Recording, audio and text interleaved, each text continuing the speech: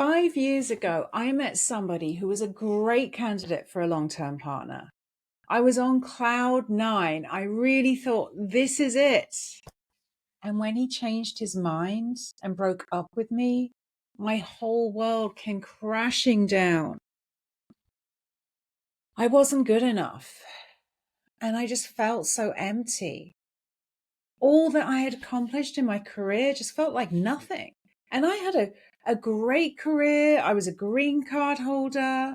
I was living in a nice town. I had, a nice apartment, nice car. People liked me.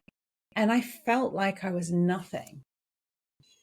And I started to create this story in my mind about all the reasons that he broke up with me. I didn't earn enough money. I wasn't financially independent. I didn't, I drank too much. And I wasn't intentional enough with my time and my growth. Well, our minds trick us because he wasn't thinking that. I was thinking that about myself. And your ego will protect you. It will make up a story and say, oh, so-and-so's thinking about this. And it's not. It's you. You think that about yourself. And you're either protecting yourself so you can get upset about what so-and-so is thinking or get annoyed about it. Or it's your inner critic just like getting round the back door and just being super critical about you. And I was in pain. And I really just went so hard on myself. What are you telling yourself right now about what so-and-so thinks about you? And be honest, is this something you could work on? Or are you being overly critical of yourself? Well, I was determined to become a better version of myself so that when someone else came along, they wouldn't leave.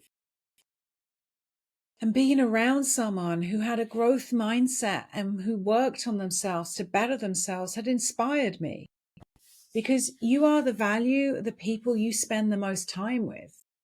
And I'd been on autopilot. I was just going out, going to work, watching Netflix. I wasn't bettering myself. So how are you holding yourself back right now with who you're spending your time with?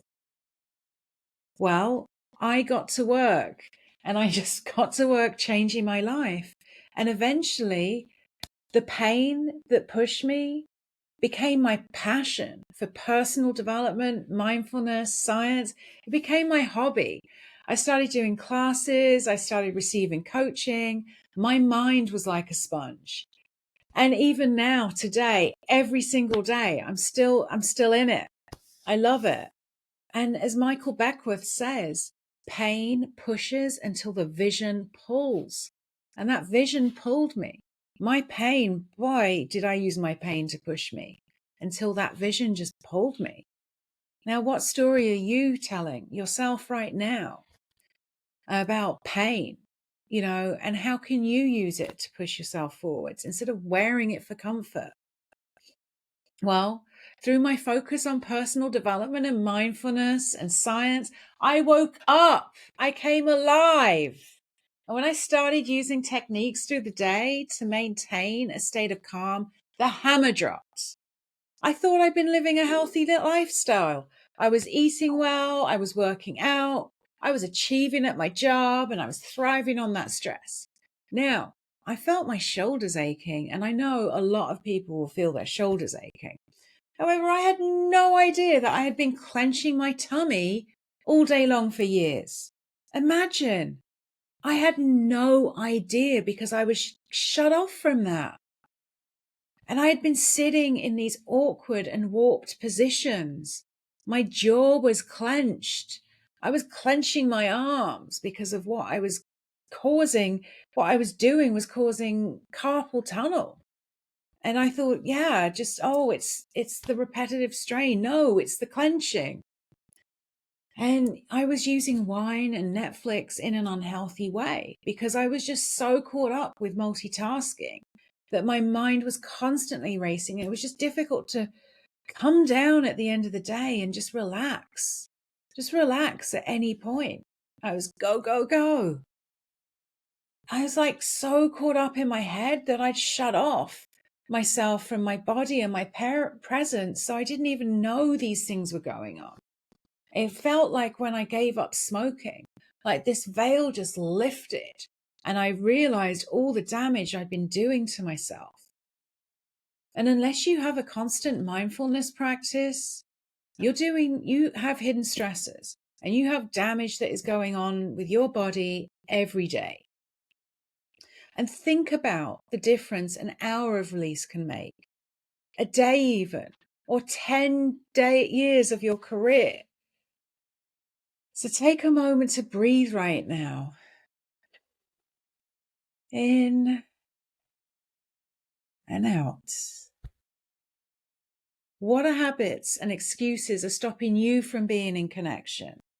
Are you too busy at work all the time? Is it booze? Is it Netflix? Constantly scrolling social media? There's always something. Well, when I started flowing on the go and putting myself first, I made a difference to those around me. I was a better leader. I stopped getting stressed and being reactive. And I got ahead at work because I was on my best performance. I attracted more people to my life, more good to my life, because people wanted to be around me. Now, do you want to show up as your best version of yourself to those around you? Well, that is what I am doing every single day since I woke up. And knowing what was going on with my body that I was unaware of, that's why I wanted to bring Flow on the Go to others, to help other people get in touch with themselves and flow on the go and just become a better version of themselves and just be on their game and enjoy their success. Don't let it take your health down. Thank you for listening.